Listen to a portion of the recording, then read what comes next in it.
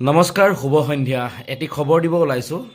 বৰ্তমান যদিও অসমখন এটি দুখৰ পৰিৱেশৰ মাজত আছে, আমিও দুখ লৈ আছোঁ বুকুত, কিন্তু তাৰ মাজতে আমি বিভিন্ন ধৰণৰ কাম কাজসমূহ কৰি যাব লাগিব নিজৰ। লাইট কেমেৰা একশ্যন অসমৰ উদ্যোগত অহা 30 ডিচেম্বৰ তাৰিখে সৰ্বমুঠ 1 লাখ টকা প্ৰাইজ মনিৰে ডান্স ধামাকা ছিজন 3 প্ৰতিযোগিতাখনি শিৱসাগৰত আয়োজন কৰা হৈছে। আৰু উক্ত প্ৰতিযোগিতাত অংশগ্ৰহণৰ বাবে যি অডিশ্যনৰ ব্যৱস্থা, এই অডিশ্যনৰ ব্যৱস্থা আমি এই 8 তাৰিখৰ পৰা অৰ্থাৎ 8 অক্টোবৰৰ পৰা আৰম্ভ কৰিব লৈছোঁ। 8 অক্টোবৰত অনুষ্ঠিত হ'ব বোকাজানত, 19 অক্টোবৰত অনুষ্ঠিত হ'ব দুলীয়াজানত, 31 অক্টোবৰত অনুষ্ঠিত হ'ব শিমলুগুৰিত। ঠিক তেনেকৈ বিভিন্ন প্ৰান্তত হ'ব। আপোনালোকক মই জনাই থাকিম।